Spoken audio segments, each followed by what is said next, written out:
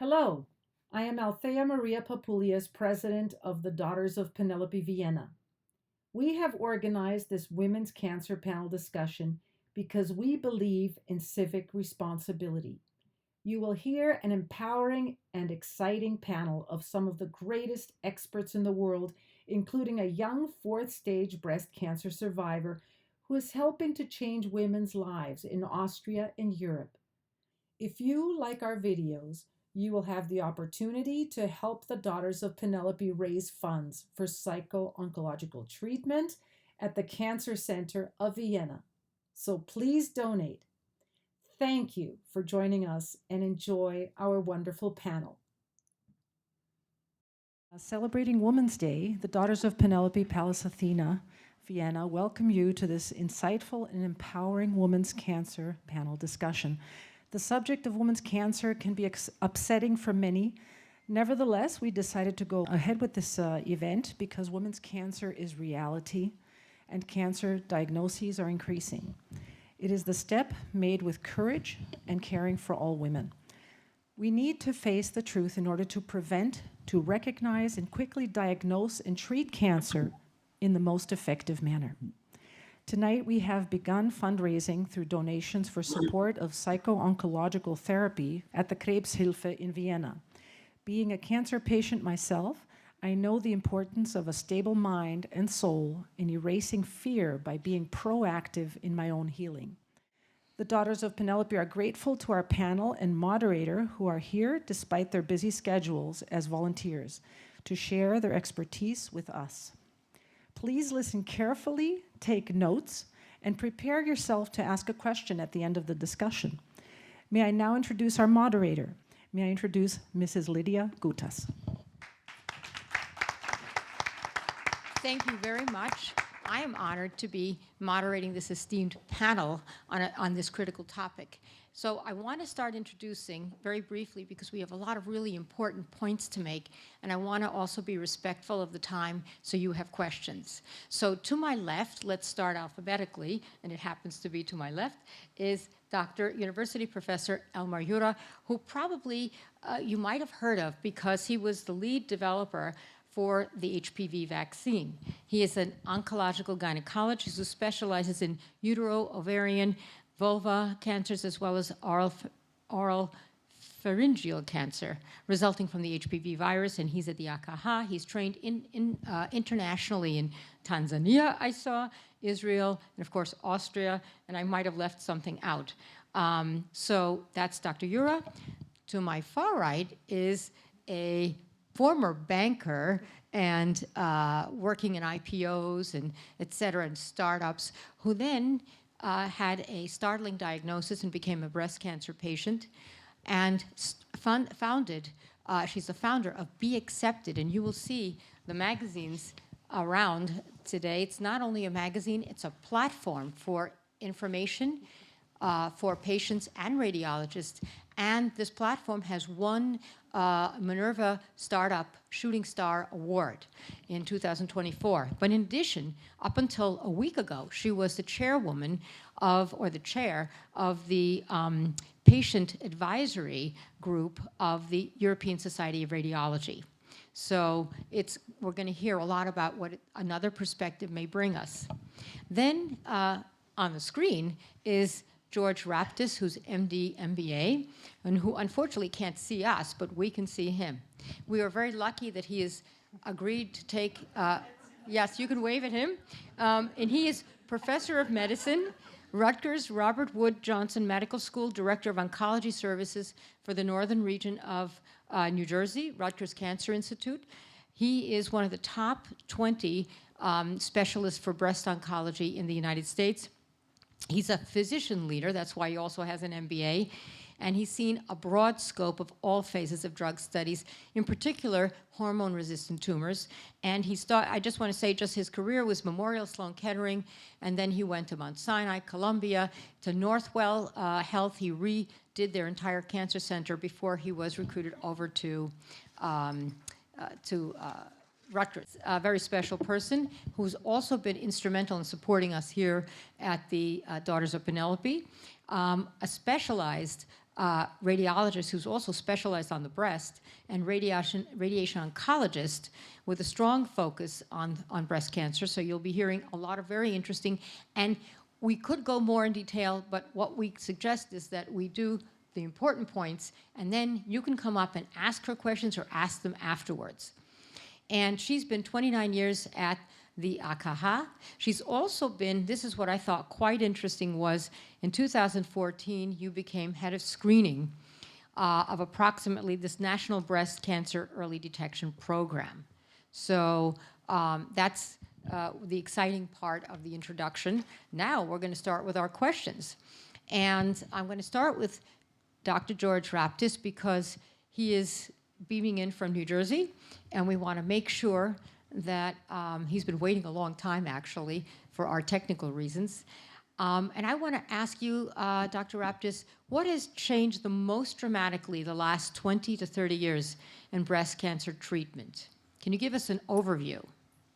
Sure. So thank you for the Daughters of Penelope inviting me and the organizers of this meeting be part of this esteemed panel to bring some knowledge and to have a conversation with the audience. I really enjoy that and I appreciate that.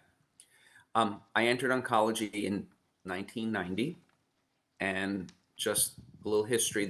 One of the reasons was I read something while in college about Paul Ehrlich, a German who won a Nobel Peace Prize in the early 1900s for the concept of having something called a magic bullet, something that could be fired directly at an illness. Back then it was a microbe that could only harm the microbe and not the host, not the person with it. And that concept eventually grew and extended to, theoretically, the immune system, which was not well known at that time. And the first, after finding a cure for or treatment for syphilis, it then went to chemotherapy, which was also a remnant from World War I and II and some of the mustard gases that were used at that time. And it was chemotherapy that was looked at as a magic bullet. And that's how I came into oncology. Chemotherapies just quickly, historically, have treated cancer because they kill rapidly growing cells more than normal cells, but both. And that's why they have been advanced in 30, 40 years when I entered the field of breast cancer medicine, and that's the tools we've had. But what has changed immensely is moving from these blunt instruments to becoming more and more a silver bullet, so to speak, a magic bullet that Ehrlich envisioned. And what happened in the 1990s? Well, we became able to quickly take advantage of evolving molecular biology. We can now sequence genes. We can more deeply understand the molecular underpinnings of cancer, what makes it tick, why is a cell cancerous? And knowing that, how can we more specifically target that cell? The idea really exploded in breast cancer medicine, together with what's called medicinal chemistry in the 90s, which came of age, tremendous technologies that could then be harnessed to develop drugs that can very specifically target those new findings that we were dealing with and exploring with understanding how to sequence genes and what we found. And there was one of the first things that really revolutionized breast cancer medicine was something called trastuzumab, a monoclonal antibody, an immune molecule that targeted on a cancer cell surface something called HER2/neu. Many of you in the audience have heard about that. And these molecules were created specifically for targeting just HER2/neu. And when that was used in metastatic breast cancer, I was a fellow and I was administering it. And I saw the second patient in the world to get it have a complete response of their metastatic disease that lasted years. That was now an exception. But it really changed everything because now we started to see the possibilities of harnessing specific targeted therapies that spared, not fully, but in many ways, other targets that we potentially could forego with the normal body cells. And so based on that, there was tremendous excitement. And with molecular biology, as I mentioned, we found many, many more targets. Now, for instance, I mentioned HER2/neu positive cancer, that was that first antibody, but then we combined it with chemotherapy. Why? Because the two together worked well. And guess what? One of the worst cancers to ever have, HER2 positive cancer, over the years, has been one of the cancers where we've developed more and more molecular targeted therapies. And now for metastatic breast cancer patients, This is a disease that people can live with for years because of the advances of this therapy. In early stage HER2/neu, this was a worse cancer to have, and now because of adding these specific targeted therapies, it is now one of the best if you go through these therapies. So, total paradigm shift. And that was only the beginning, because if you realize the last true chemotherapy drug approved for breast cancer was in 2010, the last 15 years has been totally devoted to more molecularly targeted, more specific therapies, that magic bullet. Some of these have included targeting, again, with these monoclonal antibodies, other targets. So now for triple negative breast cancer, we have specific drugs that target it. And we now have found targets for other types of breast cancers. That's one thing we've been able to do, for instance. Secondly, we've learned that we can sequence a person's cancer genes. What are the genes that are mutated or abnormal that make them cancer? And we've developed, in some cases, targeted therapies that can go after it. You can put a little cog in the machine of cancer that keeps churning, and you could stop that machine from churning. So that conceptually has been a lot of what the last 20 years has led us to. And most excitingly, in the last 10, 15 years, more lately in breast cancer medicine, harnessing the immune system by similarly learning how to get under the skin, if you will, of the cancer cell. Many cancers, breast cancer less, but others, basically hide from the immune system because they either throw up a mask covering them and telling the immune system, no, we're normal, or just put out some decoys that distract the immune system. And over the last 15, 20 years, we've developed drugs that can pull away that mask, that can go after those decoys, but also after the cancer more specifically, and unleashes the immune system on the cancer cells. So these are just some of the things that have really changed how we take care of patients who have breast cancer, be it early stage or late stage. And to be honest with you, I'm actually very excited. I'm 62. I don't know how long I'm going to work, but I actually have seen patients have very, very long intervals of being disease free, even with metastatic disease. And I and many of my colleagues believe in hopefully, our career's time, we'll see some of these patients who had incurable disease being cured. And all because all of this has come together over the last 30 years. You mentioned that in a way it's like not curing but managing the disease because of the quiescent thing. But one of the things you mentioned was this, which is going to come up later on in our discussion, is especially early stage breast cancer. So do you want to add a point about that, what may be Sure. the trend on that? Sure. Early stage breast cancer means cancer that has not had a metastasis, hadn't spread. And that tends to mean that there is no evident cancer. A person has been diagnosed with breast cancer in many cases, but not all. It's been removed first.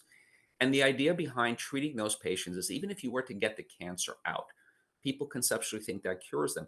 In some cases, it does. But in many patients, what we don't know is that there are hidden metastatic cells that have escaped already in small amounts. And if they survive, they lead to metastasis at a later time point.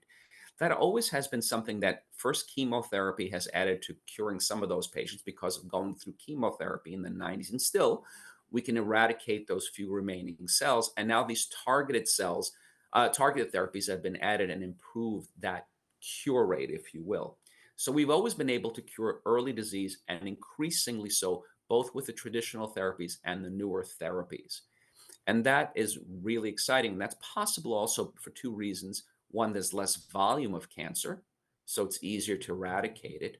And secondly, early on, before cancers get treated with multiple therapies, or they've had have grown beyond a certain size and become more resistant, it's easier to attack them with the tools we have. Once there is metastatic disease, traditionally, we have not cured those patients. Now, having said that, there are always some small number of patients, about 1%, who have disease that disappears and never comes back for many, many years. The vast majority of those patients we haven't. But what we have been able to do, because of sequential incremental improvements with these therapies that I've alluded to before, we chip away at that. And what we're seeing now, both anecdotally and in clinical trials, is patients who used to, let's say, for with triple negative, have a short lifespan, now have a longer lifespan that never happened before, or with HER2 positive metastatic disease. And that's a result of these incremental improvements building on themselves. Quite frankly, some of the more recent drugs that we're not going to go into specifically, we've seen patients have long intervals where their disease is quiescent, it's stable. And so the idea of living with cancer at low levels, if not curing them, and living a full life is also a current goal that we all have as these tools continue to evolve. Regarding prevention and diagnosis, what is the biggest challenge you see regarding you mentioned a few environmental factors that you're looking into?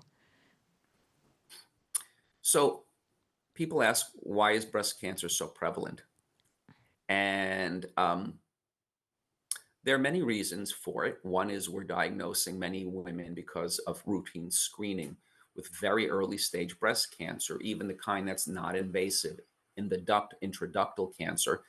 And many people felt that in the past, when we didn't screen those patients, they may have died with the disease and we never knew it. So there may be some bias towards earlier diagnosis as one of the reasons for increasing that rate. But that's been pretty steady the last three decades now. So we're not likely seeing any improvements or increases because of that.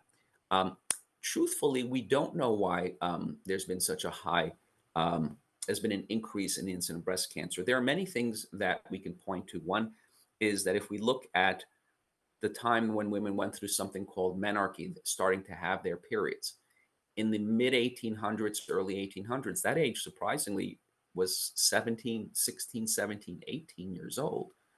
And now if you look a century later, that sounds like a lot of years. It isn't in human biology and evolution, if you will.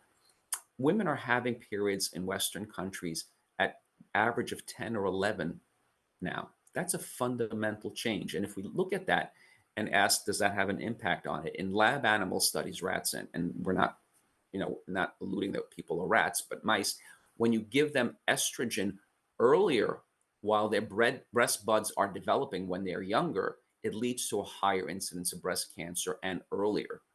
So that's one hint. Maybe it's an issue of that change, which most of us believe, if it has a contribution, it's the fact that we're starting to have periods earlier because Western diets include, unfortunately, diets that are fattier, that lead to more estrogen production earlier in life, and it parallels what we see in animal studies. Secondly, women have delayed childbearing. Again, industrial revolution, women at the workplace, all really important and good things, but women are choosing or able to delay childbearing. And also some women are nulliparous. They're not deciding not to get pregnant.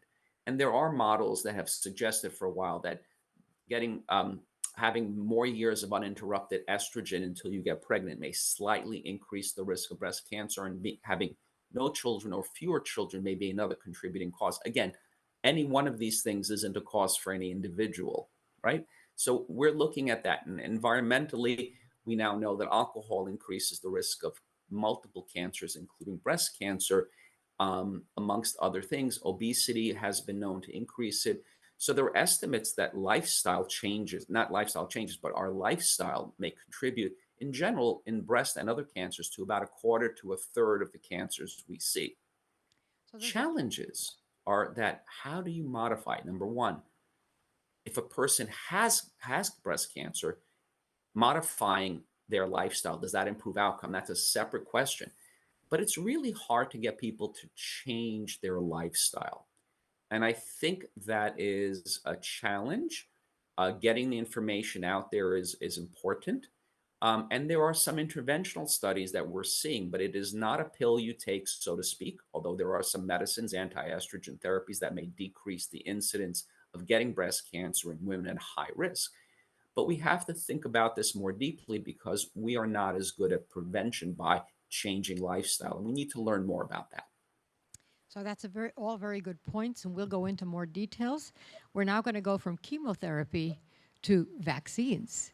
So, which I know it's unusual that Austria should be so prominent in this because you're the world leader in developing HPV vaccine. How did that come about, and what can you tell us about the development of the vaccine as you developed it? You know, why were you chosen? Well, this was Mike, please. Oh, thank you. This was quite a long process. So we had made a substantial contribution in the diagnosis and treatment of early cancer of the cervix and the vulva, and because of this, we were approached by Merck, which is MSD outside of the US, and if we were interested to participate in clinical trials. And out of this, a real long-standing cooperation started, so as early as in 2001, so it's now almost 24 years of close cooperation. And in 2006, there was the first generation of HPV vaccines, the quadrivalent vaccines available, and then we worked even hard on the second generation, the 9-valent, which is somehow my baby, and this came to the market in 2016, and it remains the standard vaccine probably for the next couple of years. And you said it prevents more than 90% of 6 different cancers. So can you articulate, because there's a common misconception of the HPV vaccine being only for cervical cancer. You mentioned 6, and you also mentioned that boys are also affected. Can you tell us a little bit about that? Yeah, that was quite an exciting path to go. So initially, these vaccines were developed to prevent cervical cancer because it's the most important HPV-related cancer, and the incidence is still rising globally, mainly affecting women in low and middle income countries, but we still have quite a share of this also in the US and in Europe. And we also started with a vaccine for young girls to be vaccinated against cervical cancer. And then we got more and more information that this vaccines is working in boys as well as in girls. And meanwhile, we know we can prevent 6 cancers. And what is also very important for both the US and Europe is that we get more and more HPV-related oropharyngeal cancers in men. So men have about 4 times the number of these cancers, which is related to HPV 16. And it has even exceeded the incidence, so the number of cases diagnosed of cervical cancer, because with screening, the number of cervical cancer went down in the developed world, but for oropharyngeal cancer and all the other non-cervical cancers, we don't have any screening in place, and we are seeing increasing incidences. That's also true for anal cancer, which affects both women and men. Yeah, and you mentioned that one of our most famous patients for the oral cancer is Michael Douglas, just so that somebody has a frame of reference on this, you know. How does the vaccine work? Maybe you can give a very simple explanation for our audience. The vaccine is composed of the proteins of the viral shell. And if you imagine a virus, in the center you have the DNA. This is the information which forces cell to behave differently. And then you have the shell, which is protecting this DNA. And the principle of those HPV vaccines is that you inject the proteins of the viral shells, and our immune system learns to detect the structure of those proteins. And when you're vaccinated, you develop neutralizing antibody. And when the real virus gets into contact with you, those antibodies block the real virus and prevent it from intruding into our cells. So that's the mechanism which is highly effective, and we only need a very low concentration of antibodies to have a high level of protection. And 2 doses, you said, up until the age of 30. Yeah, we started with 3 doses, which is the standard schedule for vaccines, boost, and then prime, and then a booster. And we went down to 2 doses, and WHO is even recommending up to the age of 21 dose, which is quite a deal for low and middle income countries. In Austria, we are currently have extended the 2-dose schedule up to the age of 30. And I think it's also good to mention, currently we have a wide catch-up program for free up to the age of 30, but this will be suspended by the end of the year. So if you have not reached the age of 30 by now, you should hurry and get your vaccine. hurry and get your vaccine for free. Yeah, exactly. And I didn't even realize it was up until the age of 30. But you mentioned you can take it after that, because I got it. I'm old and I still got it because I thought you can't be too careful.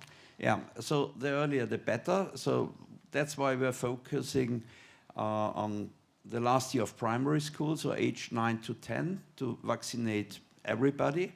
But once you have missed this, you still get a good protection up to the age of 17, and then the efficacy drops because you might already have got an infection which you may clear or may not clear, and then the efficacy drops down to about 50%. But when you vaccinate at a young age, you have an efficacy of 97%. And what's also exciting, we have now data from Sweden, Denmark, the UK, Scotland. In young women being vaccinated at the young age, there's more than 90% reduction of cervical cancer. And this is really a breathtaking result. We've been waiting for that for many years, but now we have data from more countries and new data coming in all the time, also from the US. The US is a country with just a moderate coverage with HPV vaccination. How much would you say?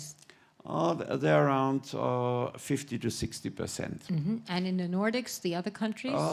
They have 80 to 90%. England, even more than 90%. So and Austria? Austria, a bit like the US, so around 60%. Does the anti-vax movement have any impact on the HPV? Definitely, yeah. It's slowing down the process, and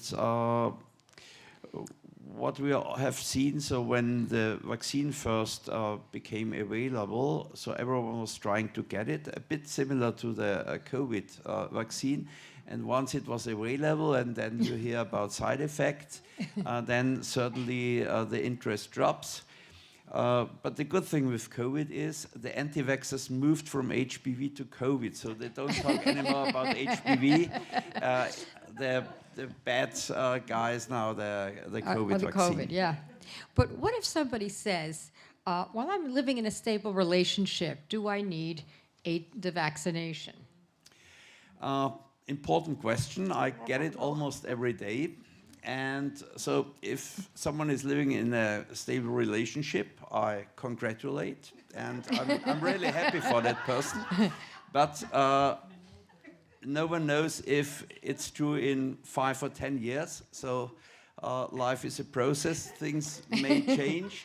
There are some variables we cannot really control all the time. So, and I compare it with the safety belt in the car. If you would say only the fast drivers should use the safety belt, the whole concept wouldn't work. So it only works when everyone uses the safety belt, and it's the same with vaccines. Only if everyone takes the vaccine, we reduce the amount of virus circulating in the population, and then we even protect the unvaccinated. So what's the average age when one of these cancers would come out? What's the average age for cervical or anal cancer? Cervical cancer you get quite at a young age compared to the other cancers. So the peak of precancer is around 35, and of invasive cancer it's around 45. And with anal cancer or pharyngeal cancer, the peak is around the age of 60. So again, a more mature experience, because we'll be talking about that a little later on, about how we underestimate when we get those cancers. What's the mortality of these 6 types of cancers? Because I remember you mentioning to me, it's kind of interesting because some are not so toxic, it's so deadly, but the treatment is awful. Yes, so regarding cervical cancer, worldwide about half of the women getting this disease die. In Europe and the US, it's about 1/3. And talking about oropharyngeal cancer, we have 2 types of oropharyngeal cancer. So the classical one, which is not related to HPV, this affects mainly older men with tobacco and alcohol abuse. And they have quite a poor prognosis. And the HPV-related affects younger men like Michael Douglas with a higher socioeconomic status. With respect of mortality, they are doing better, but the treatment is just awful. And a colleague of mine who was also suffering from this disease, he got radiotherapy, and he told me, you cannot imagine, even water is tasting terrible. And you cannot eat, you cannot drink, you cannot speak. And this is really many weeks of heavy suffering. Yeah, so, and it's increasing. So you told me something very interesting about testing, which is not common knowledge. So most women go in and they get their pap smear, but you indicated there's a better solution to that. Yeah, the classical pap smear is a good thing. It has reduced the incidence in Europe and the US by about 2/3 for cervical cancer. But when you replace this in women from the age of 30 with HPV testing, you can reduce the incidence by another 60% because you really pick out those who are at risk, and then you can treat them properly. And with the pap smear, you miss about 1 out of 2 doing it every year. You get a bit better result, but it's much better to do a great test every 5 years than a bad test every year. And many countries have already moved to HPV testing. The US, Germany, they are at the transition, and we are working hard to get the same for Austria. And before I ask my last question about the future of this, what we're taking away here is that if you're under 30, you can get it for free. You can get it at any age. It protects against 6 cancers. And prevention is better than the treatment. And get your HPV test, because you could probably get it privately, I'm sure, from your doctor. Yes, you should ask your gynecologist, then you get it. If you don't get it, change the gynecologist. And it only is useful from the age of 30, because younger you have a lot of infection and not much disease. And from the age of 30, this is reversed. So those who are infected, they have quite a lot of disease. And every 5 years is enough. And to have a perspective, what has been calculated for England, if we have a well-vaccinated population, we might end up with just 2 lifetime tests at the age of 35 and 45, and then you're almost 100% safe. Wow. So before we move over to Dr. Resch, I want to ask you about the future. You mentioned the role of AI a little bit, and we're going to also discuss that in radio-oncology as well, because these new technologies can help us. Where do you see AI in helping you with your types of cancers? I especially see a place in the less developed world, and there are devices now developed where you can use a smartphone, take a photo of the cervix, and then via AI algorithms, this will tell you in the future where to take a biopsy, whom to treat or not to treat. And this certainly is quite an interesting development we see within the next few years, if not a couple of months. And the self-testing, that was really a surprise to me, that the Netherlands has a Bible Belt, much like the US, and the self-testing provides some privacy. Can you just mention that? Yes, the Netherlands have a concept. Those women who are not showing up for the organized screening, they get an HPV test mailed to their homes, and they have a return rate of about 30%. And in this population not attending the regular screening, they find quite a lot of cervical cancer. And a country like New Zealand, they switched for the whole population to self-testing in September 2023. And when you had international congresses about this topic, no one talks about cytology and pap smear anymore. It's only what type of self-testing will be the future. So that's very good, because that will also help people be motivated to just pick them up. We have a lot of those in the US. We have a lot of pseudo self-tests, I have to say, which are for colorectal cancer and everything. I'm not sure how effective they are, but there is a big market for that. Did you want to say something? Always be careful. So to evaluate a test, that's quite hard work, and it should only be clinical evaluated when you use it. And in the internet, you also get a lot of rubbish. Yeah, absolutely. So now we're going to switch from the vaccines and the chemo over to radiology. So with Alexandra, the screening program in Austria, the free screening program, has been existing for 10 years. What has happened during this time? Can you tell us what misconceptions we have? First, just I have to mention that in Austria we had free screening before, but it was a grey screening. About 20 years before, we had a free possibility for all women to have a free mammogram, ultrasound, and examination, clinical examination. And then we did not have a population-based screening with invitation system. That's what we implemented in 2014. But this was also the problem, because the women, they were used to have a clinical examination, they were used to have ultrasound, and now they are just getting a mammogram. And I think we are the only country, after implementing a screening program, the rate of mammographies dropped about 25%. It's really very, very unusual.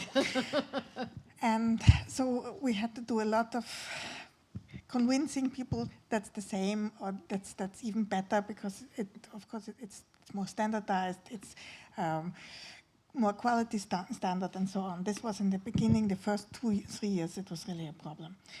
For screening, I can... Maybe a little louder? Yes.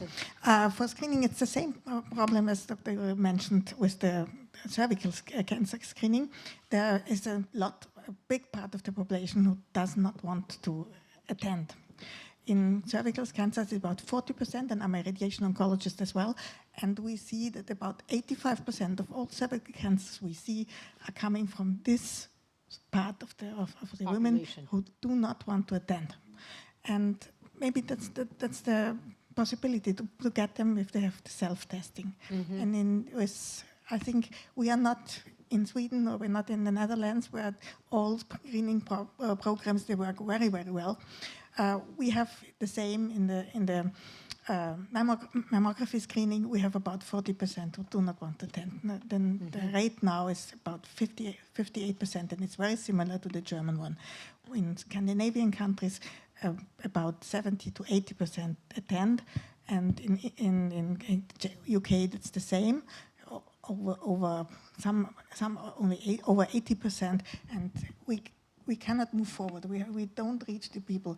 If we have more PR or whatever, then the same women come every every half year or whatever, and we can't reach these women where the disease hides. Yeah, that's the problem. So, but there's a misunderstanding. I think. Remember, we talked about how people have this false impression, and that's probably why they don't go to the screening. Yes, there's a big misunderstanding.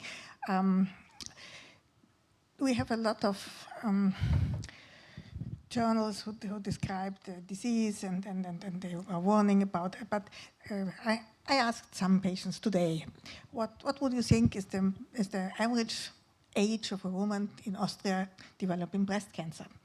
And because of all these articles you can read, these are mostly younger women, because that's more tragic. There's a woman age 35, age 40 with small children, then you're really touched by this fate. Story, yeah. And but actually, the average rate in Austria for getting breast cancer is 62.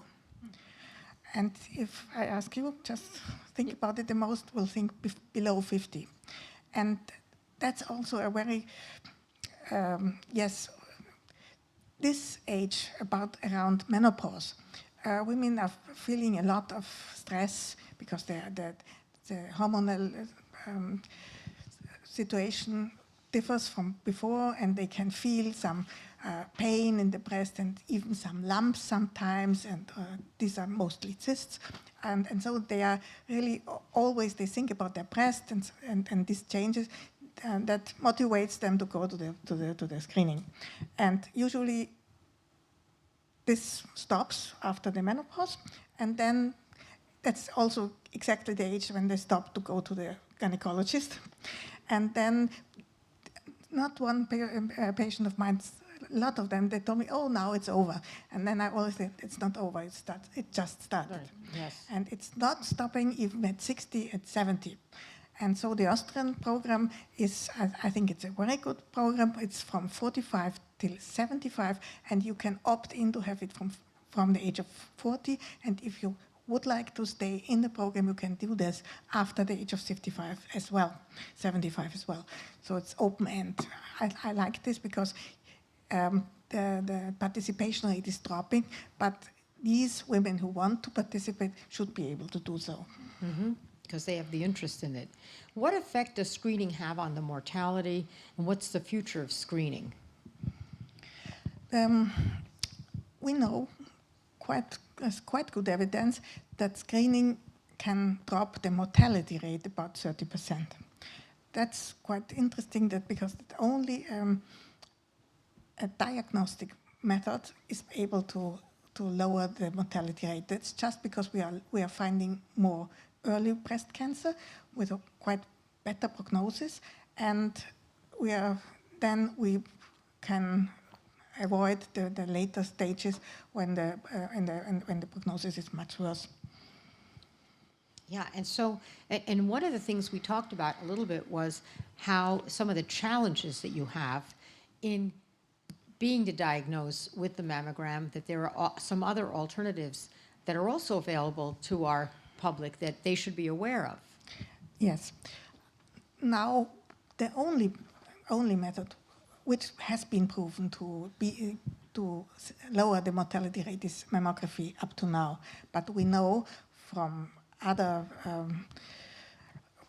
studies that perhaps for women with a very high risk, then mammography alone is not enough. So now we can use mammography, sonography, ultrasound, and as well MRI mammography, which is the most sensitive method, and we can find a lot more cancers if we will use the MRI.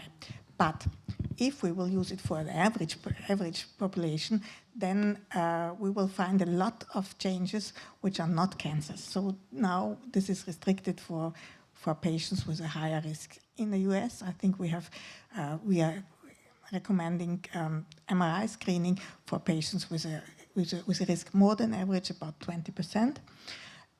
Lifetime risk, and normal person has a risk of 1 to 8, which means about 12%. And of course, the high risk screening for patients like Angelina Jolie with a BRCA mutation, she has a risk about 80% up to the 50 years of age. And those, then of course you will find many more cancers, and then and you can discuss it. And of course you will have some unnecessary biopsies as well, but for this special population, they will accept it, of course. Yeah, and you mentioned that because of this, if you have dense breasts, you're entitled to different types of screening in Austria as well. Yes, I think we should move on from this concept of mammography screening is from the 70s. It works very well, yes, but I think we could do better. I think we should move on to a more personalized screening. We should define risk populations, and then now we do that for high risk, we do that for more than average people, and we could, based on the breast density, and because in breast density we have less contrast, and therefore the mammography is not so accurate like it is in a patient with a less dense breast.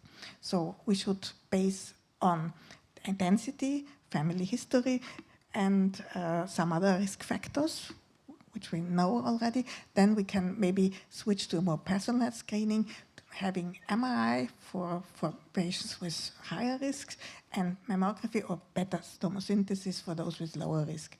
And I think we are moving on to this. So personalized screening Yes. with all multi-factors. The Austrian screening program is unique because we are the only one we have a mandatory ultrasound for breast density C and D for the more dense breasts.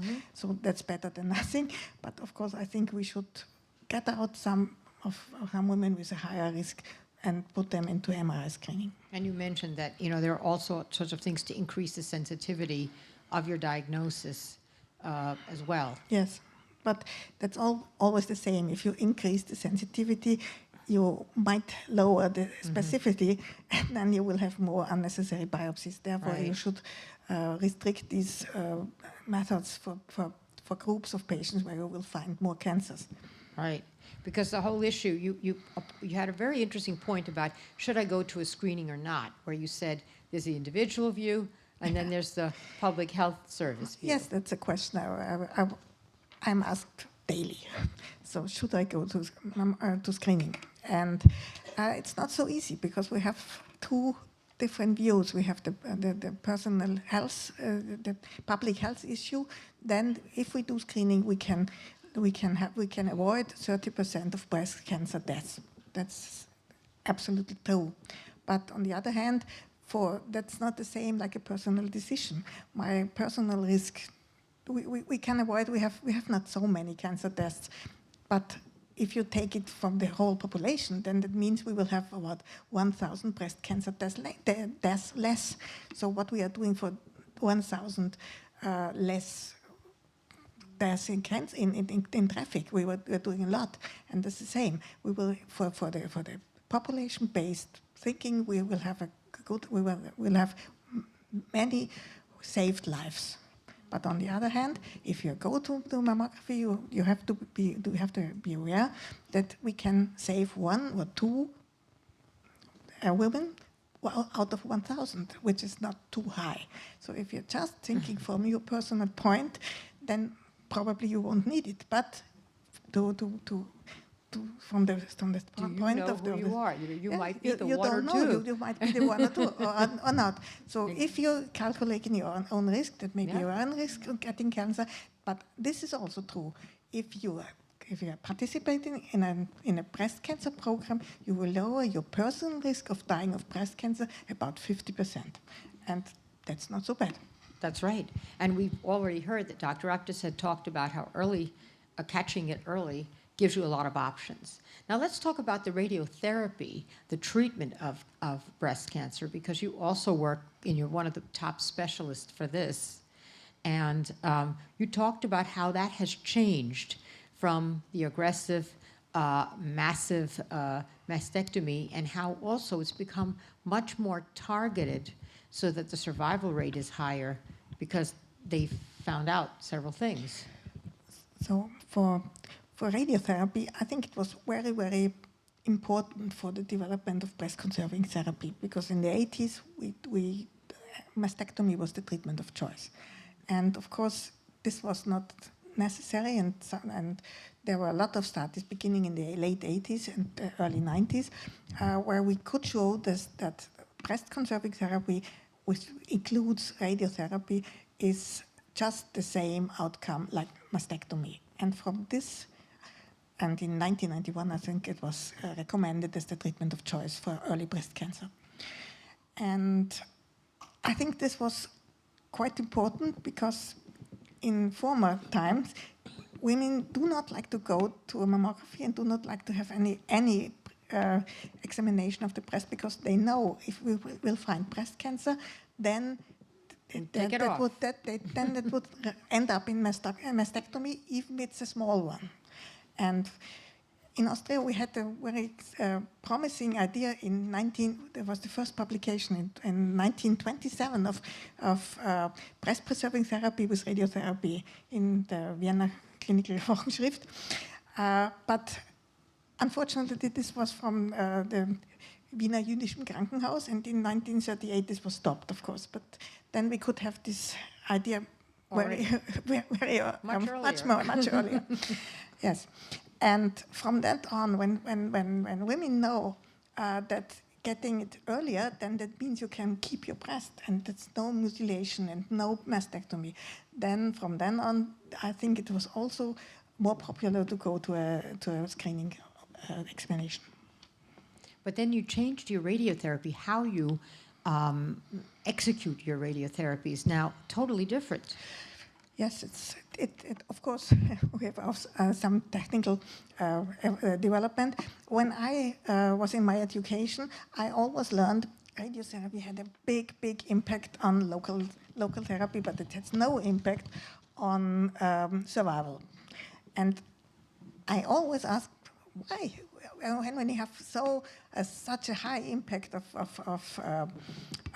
on local recurrence, why could we have no impact on survival? It's impossible, because even some recurrences may end up in a metastasis, and so we should have an impact on.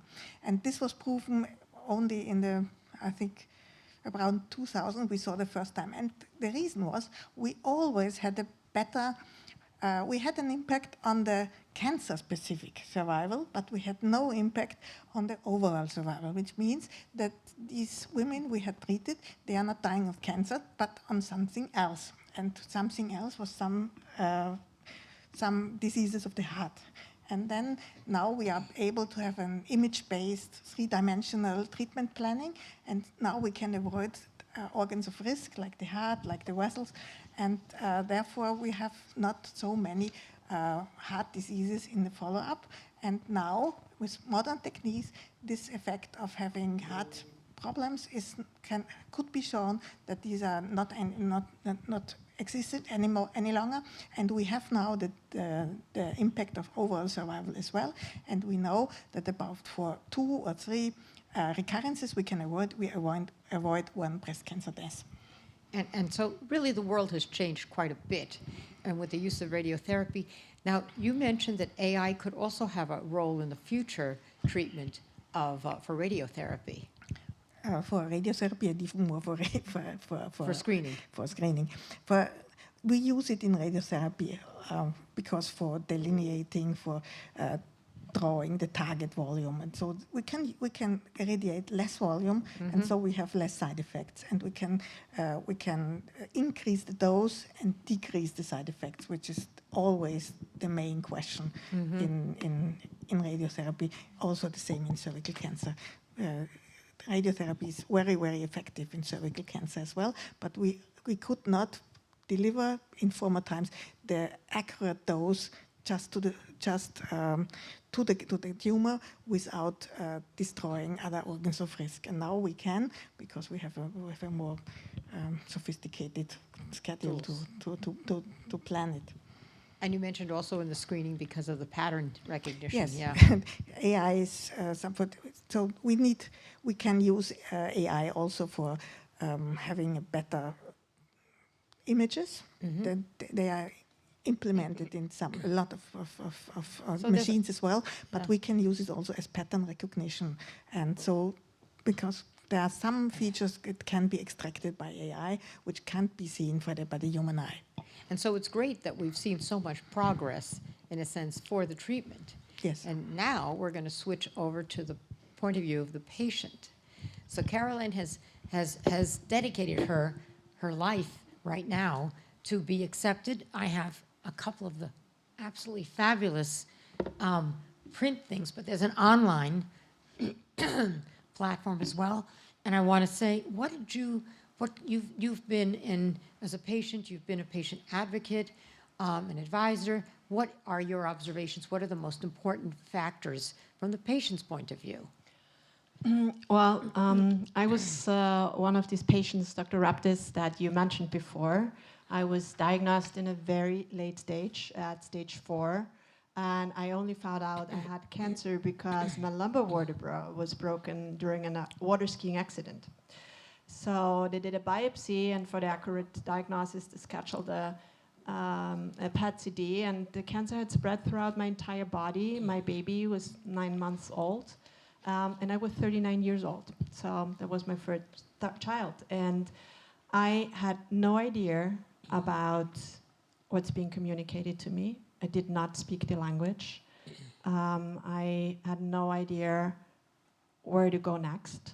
I denied getting in touch with cancer, as I think everyone else basically does, because you think as far you stay away from it, it's always, if you hear cancer, you always think of the others, but certainly you never think it's yourself. And dying from cancer is certainly never ever on someone's plan. And when the doctor came into my room, and I was in an orthopedic hospital, so I have to mention that it was not a cancer hospital, and he told me, looking at his shoes, that I should make sure to take care of my will and to say goodbye to my loved ones, because I might not live to see Christmas. This was October 11th. I thought I'm in the wrong movie. What I did was I called my friend, who happened to be a radiologist, a real good breast radiologist, one of Europe's leading breast radiologists, and he did something very important for me. So he catched me in my first shock by telling me one sentence, because I couldn't inherit any kind of information, and this is also why I did be accepted as a guide for patients being diagnosed with cancer, to show them how to navigate through the healthcare system. They have no idea. To show them their options, to get into the acceptance phase very quick, because we tend to get stuck in these 5 steps of grief, according to Kübler-Ross. So we are bargaining, we're in denial, but we need to accept the situation in order to become active. And he said one sentence. He said, "This will be a roller coaster ride. There will be ups, there will be downs, and certainly there will be loops. Just don't let go."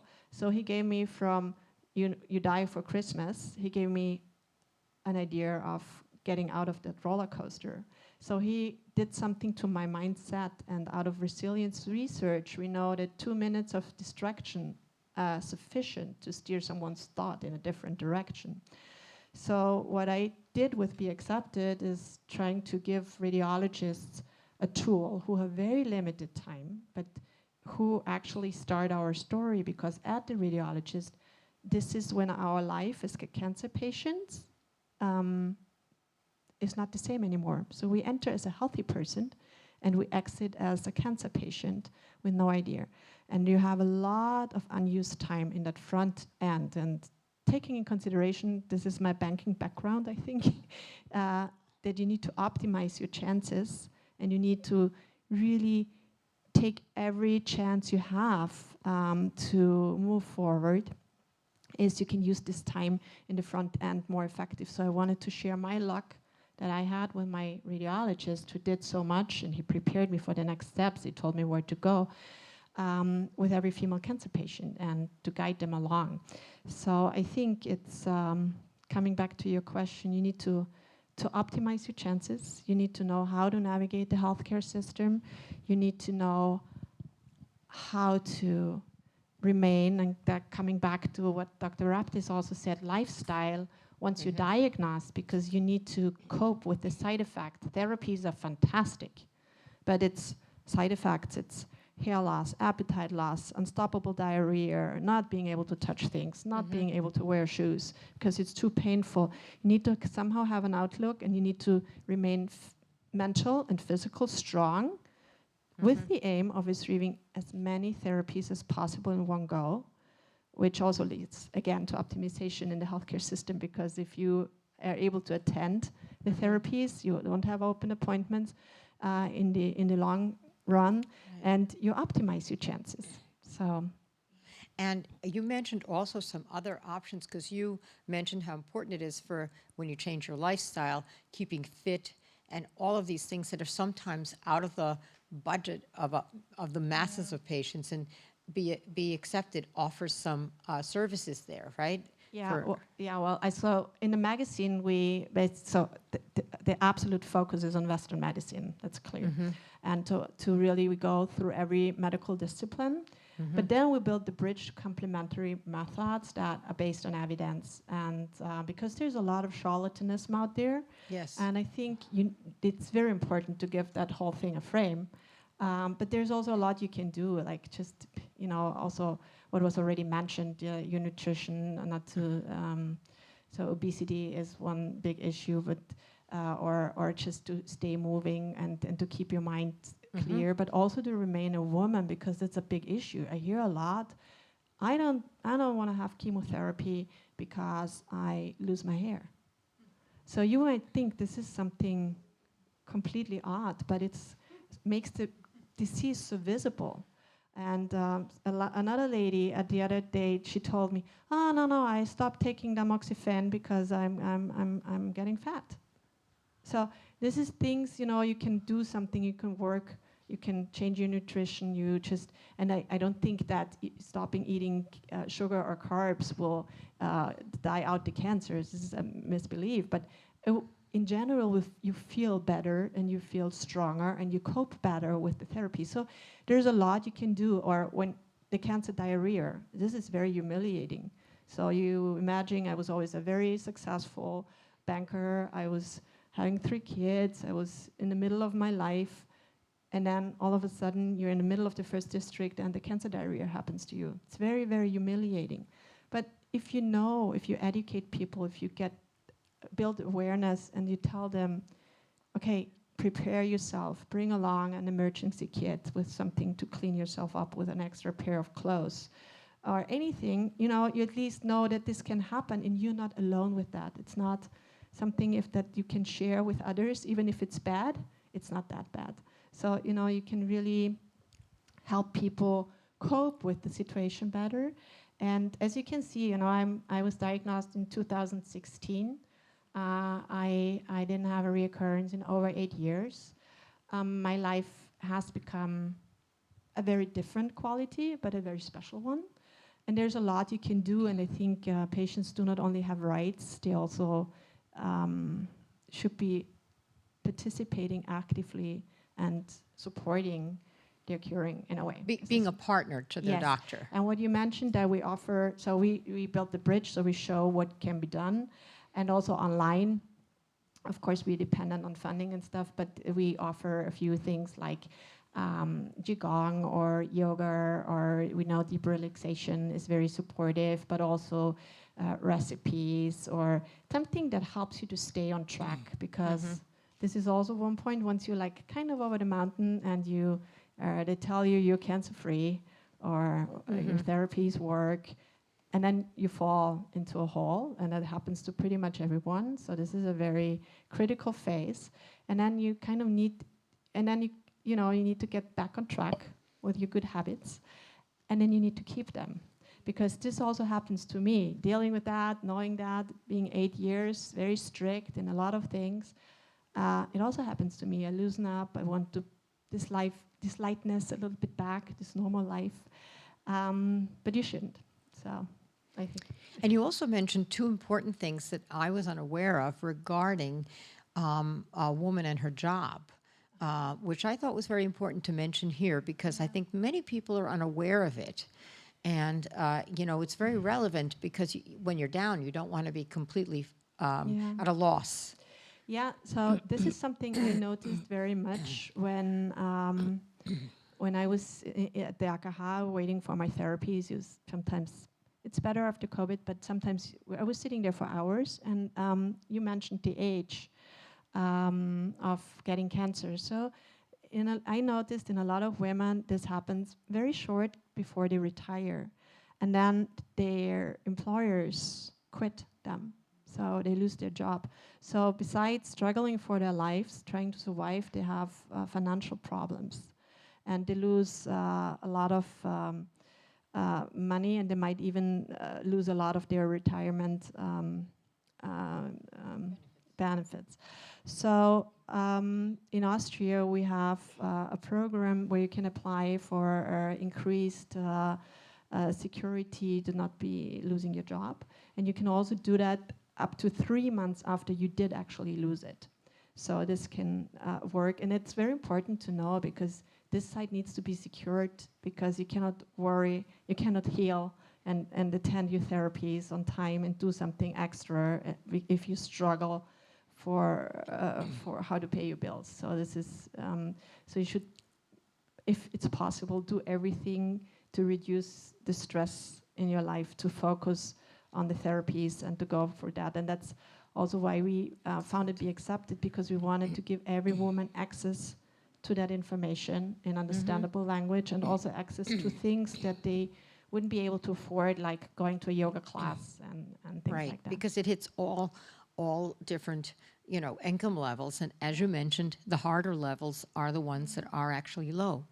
Now, we've come across, you've heard a lot of different things from chemo and bullets and vaccines, and how radiotherapy screening is essential, but also radiotherapy is essential, and how you can also connect to information that's important to accompany you through this whole journey. And you should hopefully share this with other people that you know. So this will be, by the way, on YouTube, so whatever you haven't completely grasped, you can see it again on YouTube. So I want to ask the audience now what questions you have for any of the people, also remotely. Dr. Raptis has about 15 more minutes, and then he will have finished. So what questions do we have from our audience?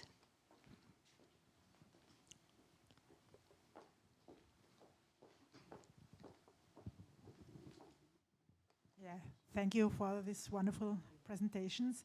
I'd like to ask... Louder? Yeah.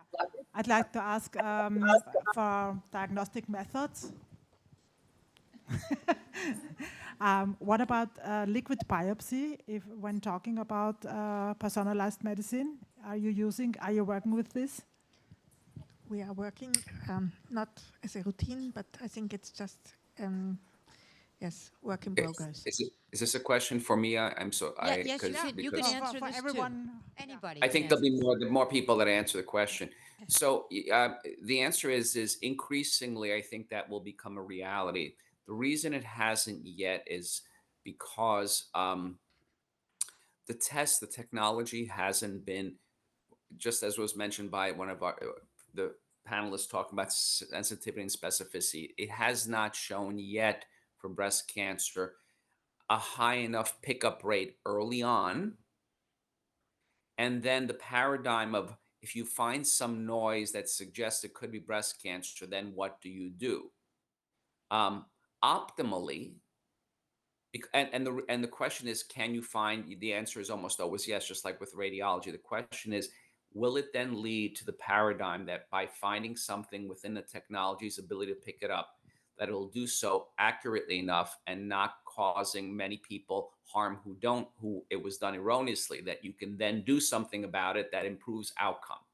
That's like all these things, just like with mammography, one of the other speakers alluded to, why it's still the gold standard, because it has met all those criteria. I think the tests are getting better. I think in some cases it's trying to catch cancer even earlier. It has to be within the confines of then being able to find it on a clinical level and do something about it. So one of my colleagues who's at the National Cancer Institute leading a couple of these studies is doing just that for late stage disease, and another study in early stage disease. So I do think the time is right now to investigate it in a clinical setting, where you have to also create the paradigm that asks, what can you do about it in those patients who test positive, right? And then the question at the same time is, how about the patients who test positive and you're not finding cancer on a mammogram, MRI, or sonogram, what do you do then? That's part of this whole package. Yeah. I believe this will be used, as was mentioned by one of the other speakers, more so in patients who, for many reasons, are deemed to be at higher risk, and wherein those patients may have potentially more benefit than harm. So I do believe this is going to happen as the technology and the paradigms all align. Thank you so much. Thank Anyone you. else? Great question. Yeah, great question. Anybody else?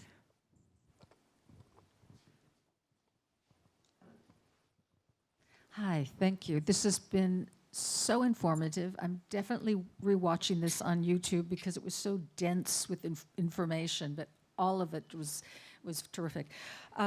I just have a question. It's a bit of a meta question, more about the infrastructure of the research. You see how in the States so much of the funding for research, medical research, is being cut. And I want to know what implications that has in terms of not just in the US, but can someone speak to me and explain what is the coverage of research, coverage is not the correct word, of research in the world or in the developed countries, which countries are really making a lot of progress, or centers for a lot of innovation? Is this very widespread, or are there just a few nodes that are doing a lot of it? So that, is this research going to continue at this rapid pace that has been so useful for all of us, and that we're hearing how much it's saving lives? I'll speak for the United States side begrudgingly about that, and I'll invite my colleagues. 35 years ago when I started, there were centers all over the world that did cancer research, not just breast cancer research. But truly at that time, there were fewer of them. There was less expertise, and there was less research in terms of that. What has happened is a diaspora of knowledge and investigators that were trained, that went to all over the world and have opened up other cancer centers, and there's been tremendous growth in research. This is not about one center, it's about all the world looking at many things from different sides, and that has been fantastic. And by the way, it's because women who are advocates for breast cancer have also shaped that. The United States, we have something very special called the National Institute of Health and National Cancer Institute, which is probably, and I won't say anything more, but the preeminently funded and a preeminent cancer research center for basic research, meaning very elemental research that's done early on to understand the underpinnings of cancer, that's very expensive, that has to be invested in, for then once you find these advances, that you can then take them quickly through clinical pharmacology, biotech companies that then bring it to the clinic for clinical trials and then possible approval. That early part, no one really pays for it. It's not commercializable until it goes into late development. So the gift of the National Cancer Institute, and by the way, other centers like it around the world, and in Europe, fantastic basic translational research is ongoing. So when you hurt that, and I don't mind, I'm not getting political beyond that. When you hurt that type of institution irrationally, what's going to happen is a lot of the funding will stop. You get my mentees calling me and saying, I have to leave. My career doesn't go on here. Does it affect other people wanting to go into research careers at that level in those kinds of institutions? And so right now, the word is a little bit of chaos.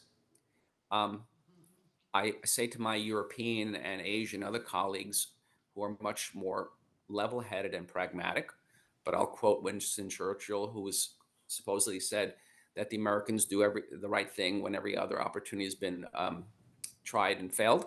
I think this is going to be something that will hopefully be salvaged in the future. Research is continuing, and it's going to be a little different, perhaps in the short term. Pharma and biotech will be doing more. The NCI will still function, but we're all nervous about it. So I got out ahead of everyone else, but I do welcome other people's thoughts and comments.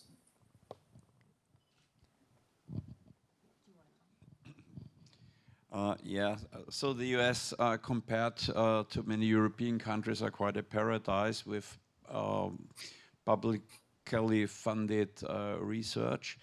And in the US, far more than 50% funded by public money, and in Austria it's less than 10%. So we heavily depend on pharmaceutical companies to cooperate, or what's the other opportunity to collaborate with European networks, which we do quite successfully, but it's we certainly have a lack of money compared to the US. Any Yes. comments on that? Yes, so I think you also have to pay attention to the data that's being collected, because I think it was 2019 when we collected 250 zettabytes data resulting out of cancer trials. And all these advancements in cancer treatments also result out of this data. But up to this point, there is only, I think, I don't know, at 2021, it was probably 5% of data being processed out of that. And by now we're probably at 40% of that data being processed. So I think there's a big also demand on educating people, being able to identify the quality and define the quality of data that's being collected in order to have bigger access to data that could be used for other things. And also people who are able to actually process that data in the end of the day. And there's a huge gap there right now. And I know that also from my former time in banking and fintech, where we had the development and randomly data was collected and no one knew what this data could be used for, what quality it had. And then we know, okay, we found out, okay, 50% is useless. So I think that also has to be a point of attention. Now, both Alexandra and you mentioned the Netherlands in many of their things. Is the Netherlands well funded in comparison within Europe? I don't know about the funding, but there are many things very well structured, and they have clear algorithms, and they also stick to the protocols. I saw another I question just want to go out back there. if I can comment on the previous speaker, because I think connect the two. Yes, there's a lot of data and there's a lot of research going on in the world. Unfortunately, the collaboration and sharing of data is not perfect.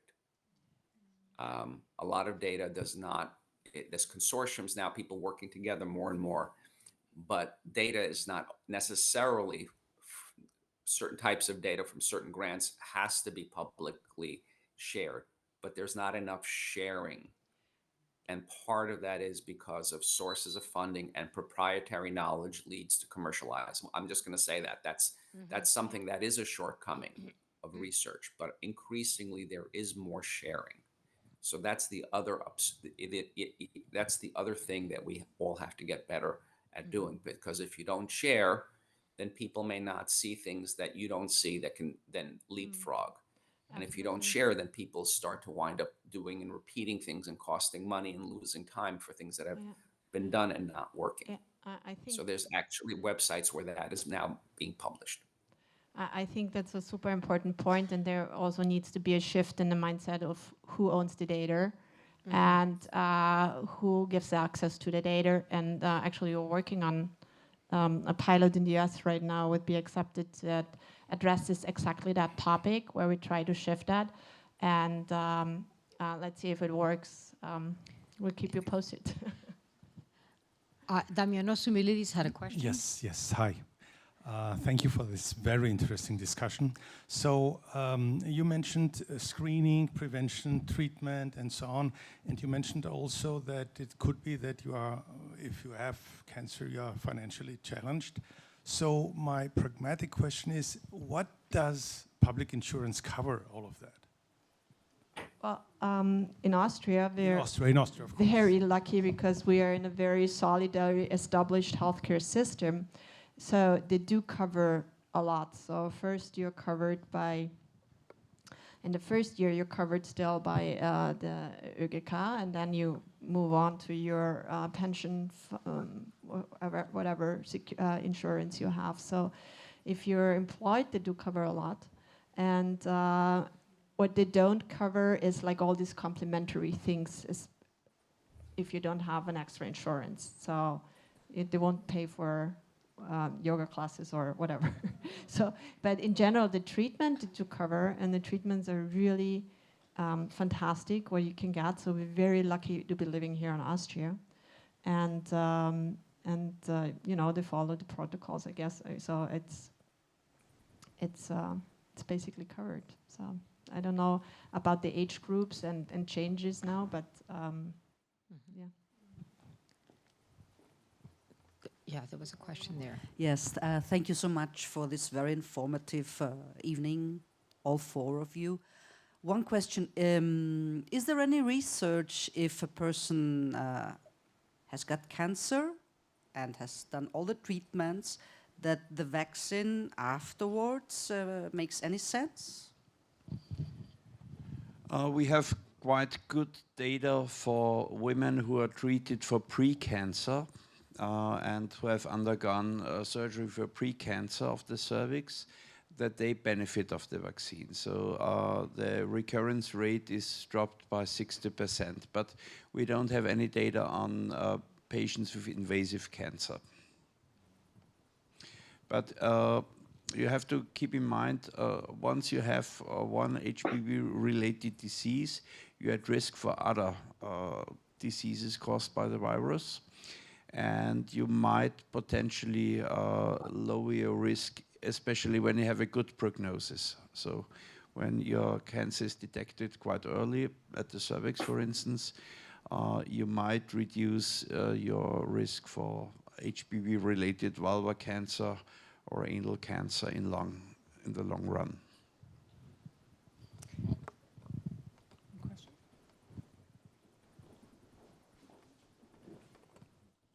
Hello, I'm Michael Miksche from Vienna. We're excited about your talks, but I want to continue on research in Austria. And I think we have a very special institution. We have the Cancer Research Institute, and which is devoted to especially translational research. And also we have the exciting research at the General Hospital of Vienna. There is an international congress ongoing on early breast cancer, which is the Cervical Breast Cancer Conference, where about 5,000 people are coming together and will do all the experience, here's their experience also from the Austrian group, which is headed by Professor Gnant. And I think what we have to do is to, the funding is not set what we want or what could have at best, but we have a very good cooperation, and there are comprehensive cancer centers all around, so in Vienna, in Innsbruck, and also in Graz, and there we have really the choice or the chance to work together. And what we also have is a big enthusiasm, and which saves a bit of the money, and that's what I wanted to say. Thank you. Well, actually, you can comment, and then I just want to introduce him, because at the end, he's going to be saying something about where our charity is dedicated. So go ahead, Alexandra. Yes, next week is the St. Gallen in Vienna, and it's a very huge conference. And I think we take advantage from we have the Austrian breast and colorectal cancer science group, which is really a marvelous thing. And we take advantage of our small country. In Austria, about 30% of all breast cancer patients are treated in clinical studies. So this is very difficult in a large country, but in Austria we take advantage of that, and therefore we were very successful in participating in international science, and we presented some data for every year in San Antonio, in St. Gallen, and yes, Professor Gantz is the head of it, and it's a really good study group. I can just underline this fact. It's wonderful. So now I'm conscious of our time, and I'm going to introduce Dr. Miksha, but I just wanted to find out, can Dr. Raptis see us? Can you see us? I cannot see you, Oh, but I so you're wish blind. I was there. So I know, we wish you were But here it's too. Because we, it's absolutely fine. I'm enjoying everyone's comments. So well, no, because no we were problem. going to, I was going to get everybody up to wave to you, but that's not going to be possible. I'm going to have to leave, unfortunately, folks, because I've booked things. I just want to say thank you for the invite. I thank you for the lovely conversations. You have a lot to be proud of. I think the speakers that I've been part of the panel just really have taught me, as people always do, so much more. And I think the key word is collaboration, not just between scientists and clinicians and health systems and countries, but with people who are at risk for and have these diseases, because they have tremendous insight. So I'm going to unfortunately leave. Yes, But we I were very, really wish I could thank stay you. longer. This has been fabulous for me. Thank you very, Dr. very much. Raptis. Thank you so much. My very best to everyone. So it's been a pleasure to have him. We have 2 more words now. We finished, we're conscious of the time. We have University Professor Dr. Michael Miksha here, who just made that comment, and he's going to say a few words about the Austrian Cancer Society. He was the former director of the Cancer Research Institute at the AKH, past president, current board member, and Präsidiumsmitglied of the Austrian Krebshilfe, and still leading the working group of research. And we thought it would be very, very moving for you to explain the Austrian Cancer Society, as you are the designated charity for tonight's event. Oh, you scared me there. Okay. Okay, now all you need to do is turn around. Okay. This tape here, they can film you. Okay, great. So I'm on the move. Hello, Mama. So really, I enjoyed these presentations and very much, and thank you for all your contributions, especially yours is really covering what we as a cancer aid is really want to have our patients. Austrian Cancer Society was founded in 1910 under the patronage of the Emperor Kaiser Franz Joseph, and it started really as a research institution and was devoted also to therapy and prevention of cancer at those times. We have now initiated in 1980 the cancer aid. This is more devoted to cancer patients, but not to so fast cancer research. And we have now in each federal country one organization which is responsible on their own and devoted to what is the ideas of the Cancer Society. First, it is campaigning and information of the population. We want to help the patients. This is very important. We have these counseling centers in each country. And finally, we have devoted some of our activities to the support of cancer research. Most important, I think, is besides the campaigning, and you may know all this HPV campaign, Pink Ribbon campaign, Loose Tie, which is for breast cancer or prostate cancer, and also Don't Smoke, or colorectal cancer, which is soon starting a screening program. We have in every country a counseling center, and this has really the most important option is to help the patients in their fight against cancer. And one important thing is the psycho-oncology.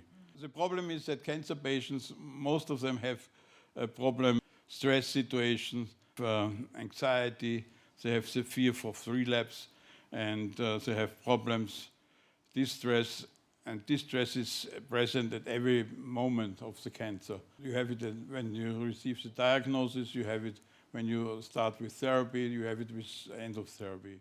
And this is what the patients really have to cope with, and we help them to get back in their life and to gain a good quality of life. Also, thank all of our panelists here who have done a terrific job and taken a lot of time from their responsibilities to come here.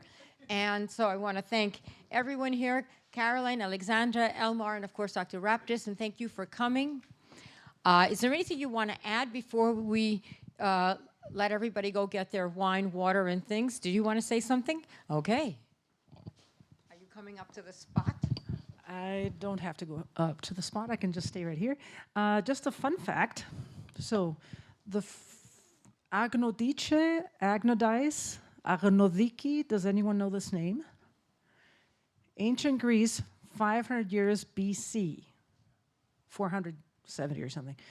Agnodice was a young woman who wanted to become a gynecologist. Back then they weren't called gynecologists, but a doctor for women. So women were not allowed in ancient Greece. Ancient Greece was a great place, wonderful wisdom, everything. Women were not allowed to study medicine. So, and she wanted to be a gynecologist. And she had very good parents. They sent her to Alexandria, which was a booming center for trade, Greek center for trade. And there she was able to study with some of the best. Came back to Greece, to Athens, and she dressed as a man and started working as a doctor. So, and she was saving so many lives that she caught attention. There was a lot of attention thinking, what's going on? Who is this person that came out of nowhere? So, and they found her, and she, that it was a she, and she was sentenced to death for practicing medicine. And she went to the Areopag. She was able to get to the highest, the Supreme Court. And they allowed her to continue to practice. And she, in the beginning, with a man being there to make sure that she's doing everything right. So, and she was actually the force that actually eventually allowed women to start studying medicine in Greece and all that. So she was a very important woman. A little fun fact for the March 8th. And the other thing was that women in factories, when there was a factory in New York where they were working and they were on strike and they were burned to death in order to stop them from striking many years ago. And that was the 8th of March. And this is one of the reasons why it's called Women's Day. And I've heard so many times, why do they need a Women's Day? Why do they need this day? Why do they? I said, well, it's very important because it's not really just a celebration. It is it's a commemoration. We have to remember how many women have struggled for us to get as far as we are today. And we still have a long way to go. We still need, I know that Dr. Raptis is very, very strong on personalized medicine. And we need medicine for our bodies and for our minds. We are different than men. We have different hormones. We have all these other needs. But most of the medications that we're having are based on tests on men. So these are things, we have a long way to go in that, gender medicine. And I wanted to thank also everyone. And I think Dr. Joura recognizes this bag. He was at his own, another, this was from another cancer Tagung just a little while ago. So I have, this is old bottles that I've cleaned, and this is oil from Greece, 5 generations organic. From friends of mine. It has the Daughter of Penelope on it. I'm sorry I didn't get the little carry bags. So ladies first. There you go. And it says thank you on it. And I just pumped it out of the canisters today, so it's fresh, fresh, fresh. It's the absolute first. You do too. The absolute first press. The first oil in the whole district that goes to the machines. So it is not contaminated from any other oils from the Peloponnese. So enjoy that with your foods. And there was one more thing I wanted to say. Wait a minute. Yes. Krebshilfe. We've started a campaign to raise money for people who have cancer diagnosis who need psycho-oncological help. It is a roller coaster ride. I know I've been there. My husband has been there. And it is so important to go to Krebshilfe. If you know anybody who has cancer and they have a new diagnosis or an old diagnosis, please tell them to go to Krebshilfe. They have so much information, and that helped me enormously.